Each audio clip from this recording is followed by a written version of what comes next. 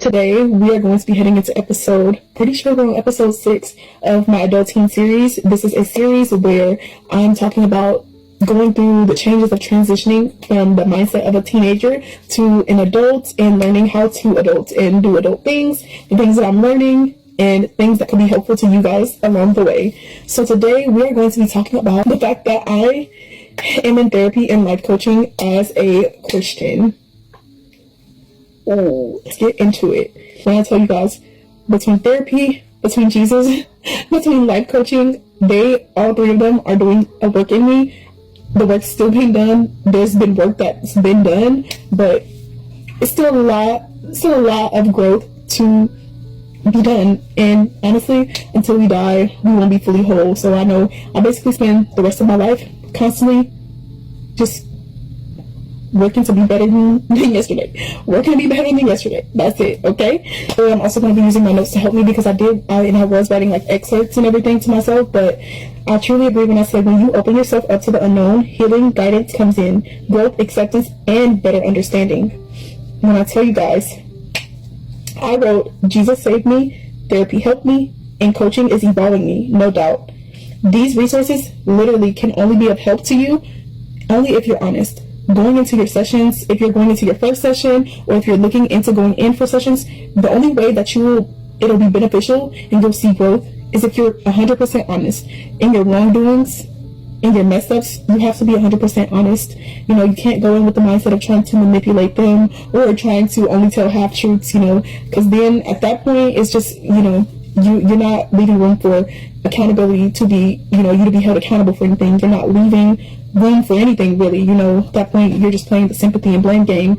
But one thing about it, if you have a good life coach, a good therapist, and you tell them the 100% truth, like how mines are, they love you, but they'll rip you a new one. They will check you. They will tell you about yourself. They'll tell you, they'll rip you a new one, okay? Lovingly, though. So it's all dependent upon you, the experience that you have with your coach and with your therapist. That's all dependent upon you, what you tell them, and also the type of coach that you choose, and if you decide to stay with them, or if you decide to move on. It's all dependent upon you, personally.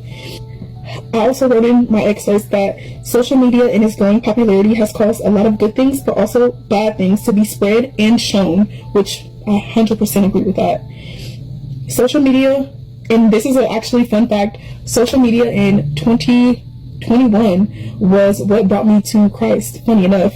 But now I, in a way, try to stay off of it, and I wish that it was something that I didn't prioritize so heavily while I was still, and I'm still basically, I feel like, in that baby journey, because I feel like you can basically F yourself over, and you can lead yourself down a spiraling path if you start getting too, thinking so heavily minded, you're just no earthly good type of thing. Okay.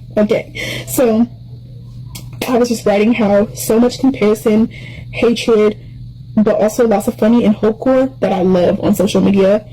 I wrote that it placed on the wrong For You page can feed image issues, delusions, and egos like a wildfire. And that is true. When I tell you, nowadays, especially, and I feel like on TikTok more than ever, I feel like I see so many, if they wanted to, they would, can do no wrong attitudes. Like, there's just absolutely no growth, no accountability in anything. And I feel like just empathy, that's what, it's just I don't know, it's just this world that we're living in now. It's like people have no empathy, just lack of regard for anything or anyone. It's like everybody's stuck in the bystander effect, everywhere. Social media, in person, it's insane. I wrote some reasons why you should get therapy or you should get life coaching, especially as a Christian. I just feel like it can be so helpful and it can be so beneficial because trauma is trauma at the end of the day. And if you're traumatized, these are resources that God has, He made these resources, all these resources that are here, and if they are for good, they should be used and they should be utilized. And I used to be one of those people, especially in the Black community. It can be so frowned upon, and I understand when they're cast all your cares and worries on Him, but there's nothing wrong with also seeking mentorship, seeking advice. I have no shame in saying the fact that Yes, I do pray. I do pray often. Yes, I read my word. Yes, I go faithfully to life coaching sessions and therapy sessions. Absolutely nothing wrong with it. If you're idolizing it and you're idolizing your therapy or life coaching, that's different. But, to each their own. These are some reasons that I also wrote down that I was just like, what people don't realize is trauma is a very real thing. It's not demons. Sometimes you're just traumatized. Not everything is a driving factor. Let's speak real facts here. I said trauma can cause you to trauma bond to people. It can cause you to put your trauma or dump on other people. It can harm your mental. Oh my gosh, it can harm your it can really stunt your mental growth too. It can stunt your mental growth like crazy. It can. Carrying baggage can hurt your relationships and friendships. Holding on to trauma can have effects on your brain and your body. If you did not know, you have something called a nervous and immune system. If you don't think that stress can kill you, or if you don't think that just constantly being anxious and nervous, if you don't think that that's not doing something to your body or doing something internally, guess again. It can also cause you to develop unhealthy addictions to things and people. Clock that, okay? Also, I wrote that unresolved, it can leave you broken and stagnant mentally, if that isn't the truth. When you left, I know a lot of people are just like, oh, some things are better left unsaid. No, speak on it. If it bothers you, say something. Because if you hold it in, I'm telling you, all you're going to do is it's like putting a Mentos inside of a Coke bottle and trying to screw it back up. What is it going to do? It's going to literally fizzle up and still explode, or it's going to pop.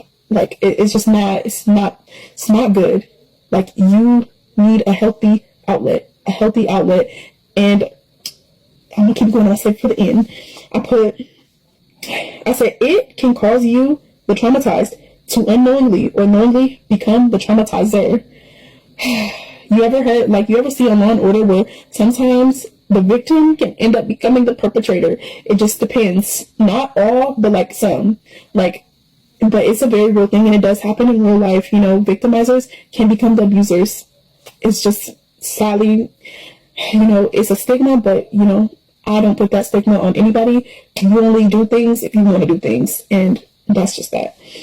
I also put, it can cause generational trauma, unhealed wounds, and curses. When I tell you, unhealed, unresolved issues, unresolved, whatever the case may be, it can cause long-term harm. The things that you do, it can be passed down to your kids, or the things that you do, it can put burden on your kids or your generations to come. But there's multiple and different resources out there that you can use. There's BetterHelp, there's Spring Health.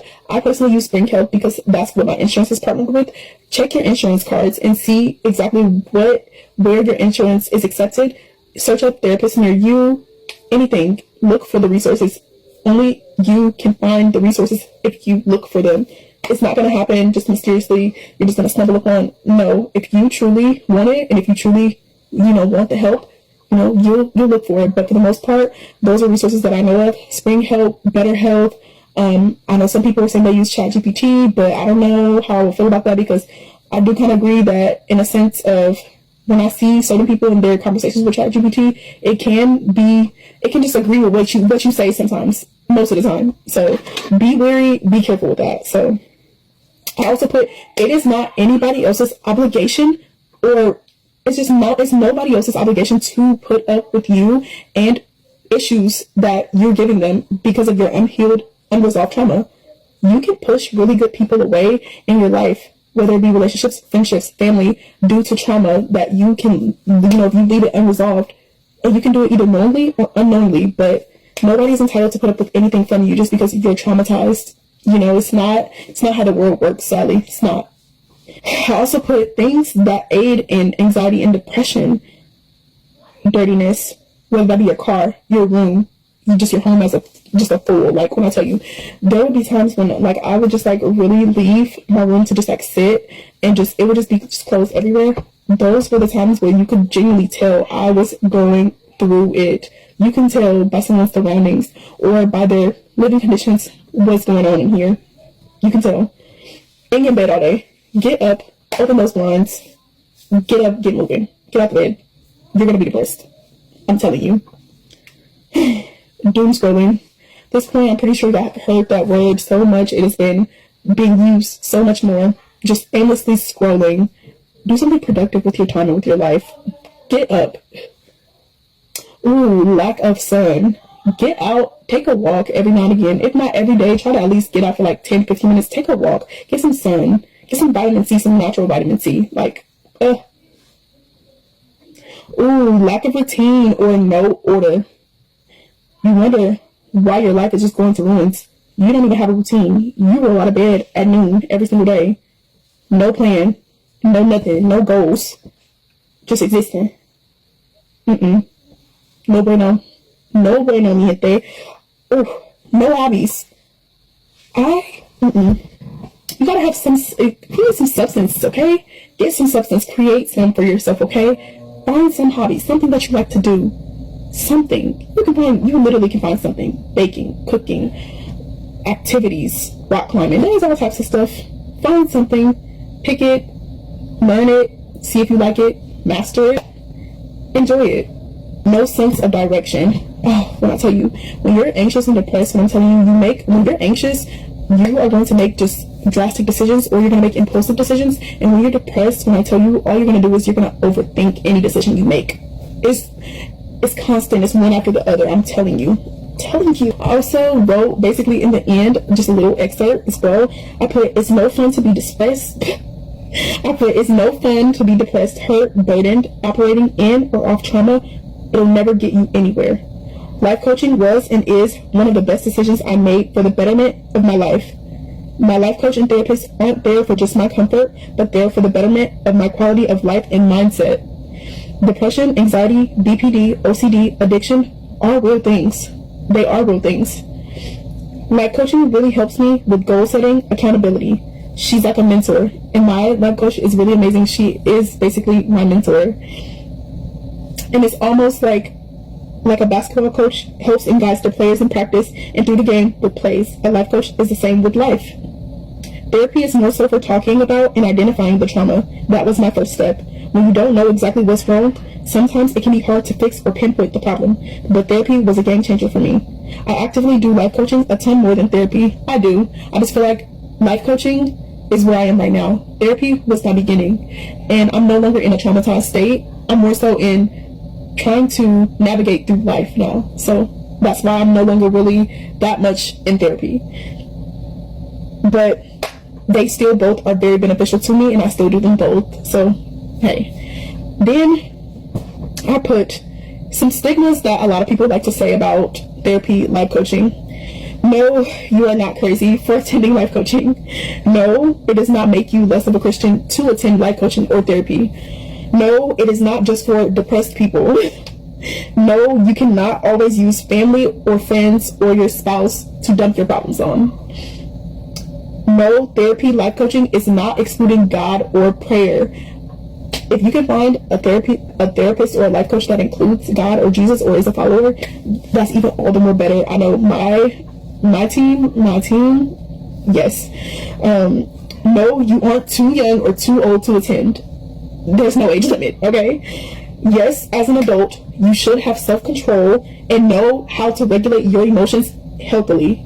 That's one thing, that's a yes. Yes, you should. And I also just wrote a little note in the end that basically just says, for anybody, especially any Christians out there that are skeptical about getting help, don't be. God placed these resources and help here for a reason. They are tools to be used for good. They aren't here to replace God or prayer or be idolized, but to help.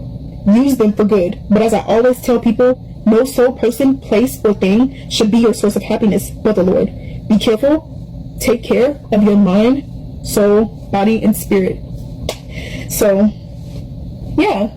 I gave you guys just a little rundown, a little excerpt. I hope that you guys enjoyed. I hope that my messages were received well and with love. And I feel like I'm not the best with explaining things sometimes, but my brain works in a really funny way. And this was just my way of getting things out. But yes, I hope that you guys enjoyed this video. And I'm really enjoying this Adulteen series. So yeah, I'm going to keep it going. I'm feeling like I'm getting more comfortable and a little bit more open. So I'm going to keep it up. So thank you guys so much for watching. And I'll see you guys next time. Bye.